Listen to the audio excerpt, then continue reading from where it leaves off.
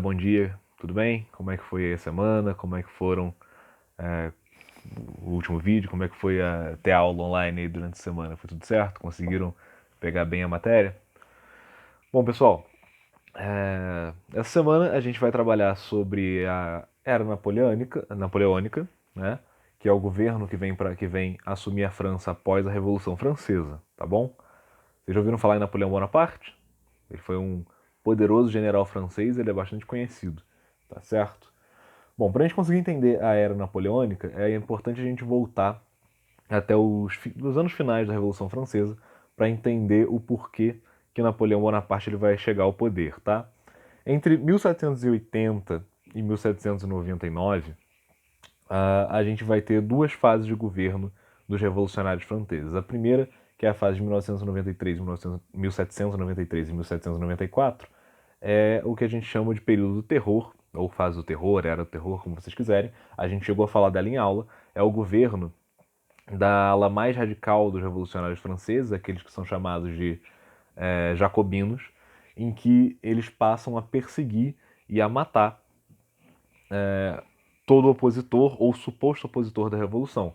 Isso incluía desde nobres e aristocratas do antigo regime monárquico até membros do clero católico, sejam padres, sejam freiras, né? Conventos foram fechados e transformados em prédios públicos, teve convento que foi transformado em prisão, seja pessoas que simplesmente eram acusadas de traidores da revolução, inclusive algumas dessas pessoas tendo sido parte efetiva até do próprio Partido Jacobino. O caso mais conhecido e mais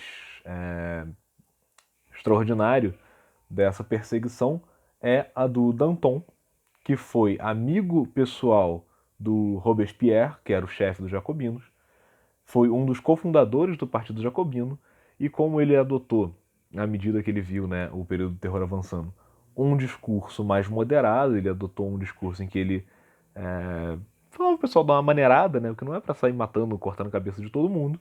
Ele foi considerado um traidor da revolução e ele foi morto também, decapitado.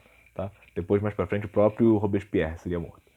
Bom, o que acontece é o seguinte: com toda a carnificina promovida pelo regime do terror, pelo período do terror, a França ela vai começar a ter muita instabilidade política. Isso vai desagradar, obviamente, muito das elites econômicas francesas, isso vai desagradar o povo francês e isso vai começar a gerar instabilidade. A respeito disso, os girondinos eles vão organizar uma maneira de tirar os jacobinos do poder. Em 1794, os girondinos eles vão tomar o poder e eles vão instituir um governo que vai ser chamado Diretório, tá? É a terceira fase da Revolução Francesa, e nessa fase eles vão defender mais alguns interesses burgueses. Porém, a mancha do período do terror ela não vai conseguir ser apagada pelos girondinos aí, e ainda vai ter uma insatisfação muito grande com o governo revolucionário. Tá? Essa insatisfação ela vai se dar por parte do povo, mas é importante perceber que essa satisfação ela se dá por parte das elites econômicas, da burguesia francesa também, por parte considerável da burguesia francesa, que acaba. Problemas técnicos aqui, pessoal. Que acaba sendo contrária a esse regime, porque a gente tem que pensar no seguinte: o que é um burguês? Né? Um burguês ele é, acima de tudo, um comerciante.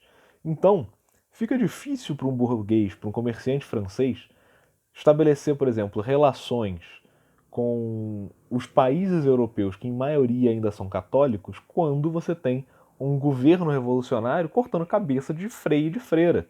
Né? Isso vai gerar problemas econômicos para essa burguesia. Então eles vão estar insatisfeitos. Também acredito que por consciência moral, talvez alguns ficassem satisfeitos porque simplesmente achavam errado que estivessem matando os outros doidados na rua, mas o fator econômico vai influenciar aí e eles vão se tornar insatisfeitos com o regime, tá? Então, eles vão tentar e vão começar a pensar em colocar alguém que possa fazer frente ao governo revolucionário e que possa unir a nação francesa sem ser necessariamente membro da elite revolucionária ali, tá? Vai ter um cara que ele vai ter sido bastante importante durante a Revolução, e ele vai ser membro do exército da França. Esse cara, ele era um general francês, bastante jovem, apesar de não ser um adolescente, tá? Mas ele era bastante jovem para a época. Ele é o Napoleão Bonaparte. Napoleão Bonaparte, ele é um cara que ele é extremamente inspirador, tá? Napoleão, ele é com certeza um estadista, ele foi um cara que fez grandes reformas no governo francês, ele foi um cara que teve um governo ditatorial, a gente vai ver isso daí, mas que ainda assim ele foi defendido e amado, entre aspas, por muitos franceses, tá? Por muita gente ali do governo dele, porque ele era realmente um líder nato, ele conseguia trazer para o seu lado a maior parte do povo, tá? Do povo que estava sobre o seu governo. Bom, o Napoleão ele vai ser escolhido para ser o novo comandante da França e em 1799 ele vai dar um golpe de Estado, um golpe militar no Estado, que ficou conhecido como 18 de Brumário. Então, que diabos é 18 de Brumário? O que é Brumário, por exemplo? Brumário, ele é um mês, mas ele é um mês do calendário revolucionário francês. Lembra como a gente falava, vocês devem lembrar lá das aulas do sexto ano, que a gente falava que o calendário da gente é dividido em antes e depois de Cristo? Isso porque é um calendário cristão, é o calendário gregoriano. O calendário francês, o calendário revolucionário, como a revolução ela queria cortar relações com a igreja, porque a igreja sustentava o antigo regime, a revolução criou um calendário próprio. E aí Brumário, 18 de Brumário, ele era o equivalente a 9 de novembro, tá? Então, em 9 de novembro de 1799, ou no dia 18 de Brumário, como ficou conhecido, o Napoleão Bonaparte ele vai dar um golpe de Estado e ele vai subjugar tanto a esquerda revolucionária quanto a direita monarquista francesa. E aqui tem uma coisa que é interessante. É daí que vem essa definição de direita e esquerda que a gente ouve tanto falar hoje em dia, que tá tão em moda, né? Ah, eu sou de direita, eu sou de esquerda, eu sou de centro, não sei o que, bababá, bababá. De onde é que vinha isso? Essas eram as posições que os membros da Assembleia Francesa ocupavam em relação ao rei francês. Os monarquistas, os conservadores, né? Eles ficavam à direita do rei, os revolucionários sentavam-se à esquerda do rei. Daí, esquerda e direita é um termo usado para conservadores e progressistas, tá? Essa é aí que é a origem do negócio. Hoje em dia, não necessariamente tem a ver com isso. Hoje em dia, a esquerda e a direita têm outras definições. As definições elas variam em relação ao espaço. O que é direita e esquerda para o brasileiro, por exemplo, é diferente do que é direita e esquerda no Estado norte-americano, que é diferente do que é esquerda e direita na Rússia, enfim, que é diferente em vários lugares do mundo. Mas, em geral, a gente pode colocar aí num geralzão que a direita tende a um conservadorismo e a esquerda tende a um progressismo, tá? Isso daí é muito em geral, existem milhões de classificações que podem diferenciar, eu me difiro disso, mas isso daí é um geralzão que a gente pode usar, tá bom? No dia 18 de Brumário, então, o Napoleão ele vai tomar a França e ele vai ser eleito como cônsul vitalício, tá? Isso não no mesmo dia, obviamente, ele vai tomar a França e aí um ano depois ele vai ser eleito cônsul vitalício.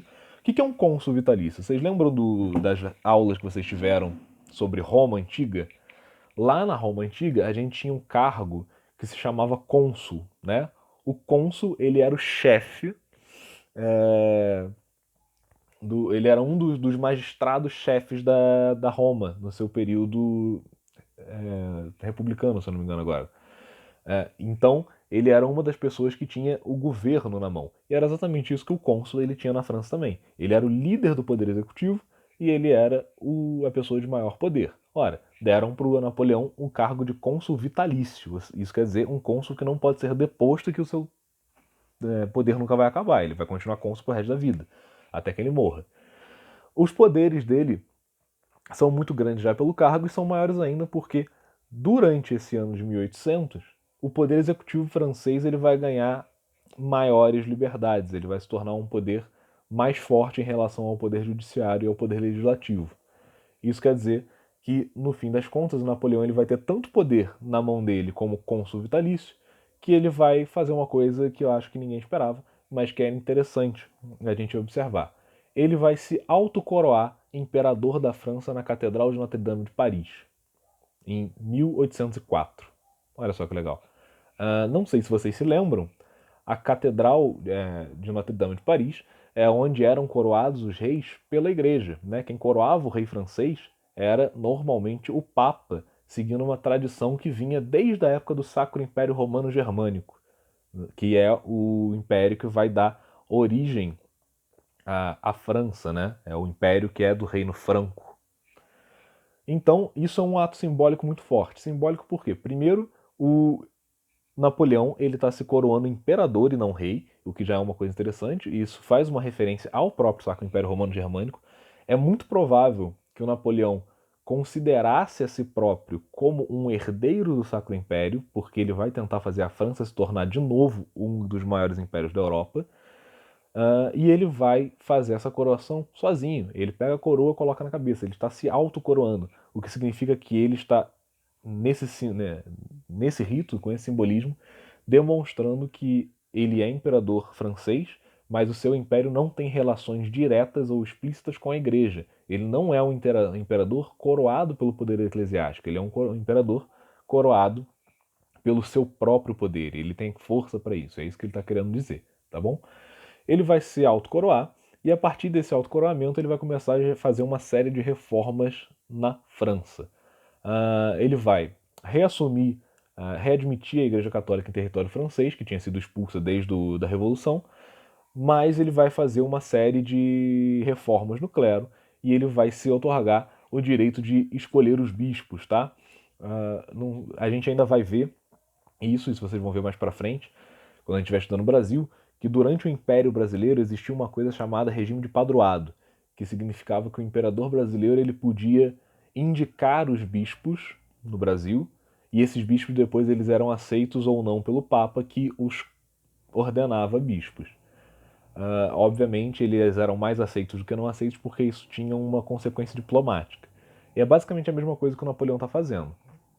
Embora ele não esteja fazendo isso num regime de aliança igual aconteceu entre Brasil e Portugal, ou nem num regime histórico igual aconteceu no Brasil e Portugal, mas ele está fazendo isso de própria caneta, né? Ele está canetando que ele vai indicar os bispos e o Papa só pode aceitar ou recusar os bispos que ele indicar. Ele não pode ordenar ninguém na França como bispo sem a prévia indicação do imperador, tá?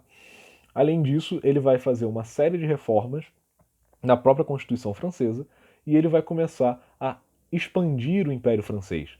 Lembra que eu falei que ele tem aí provavelmente uma ascendência, né? uma ideia de que o Império Francês ele é uma continuação, um herdeiro espiritual aí do Sacro Império Romano Germânico.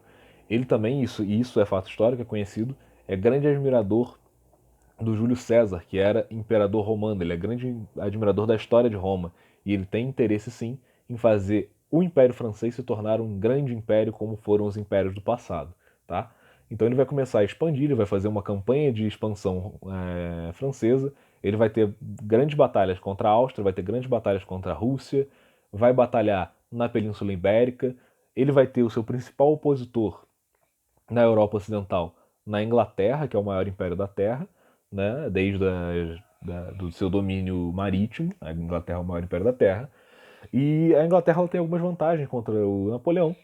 Primeiro é o fato de que ela tem a maior marinha do mundo, então é impossível vencer, é praticamente impossível vencer a Inglaterra em mar. E o segundo é que também é muito difícil para o Napoleão vencer ela em terra, porque ela está geograficamente segura quanto a isso, já que ela é uma ilha, e já que ela tem navios para proteger a ilha, é difícil entrar nela, né? Então, o Napoleão, para conseguir tentar fazer frente ao poderio da Inglaterra, ele vai fazer uma coisa em 1807,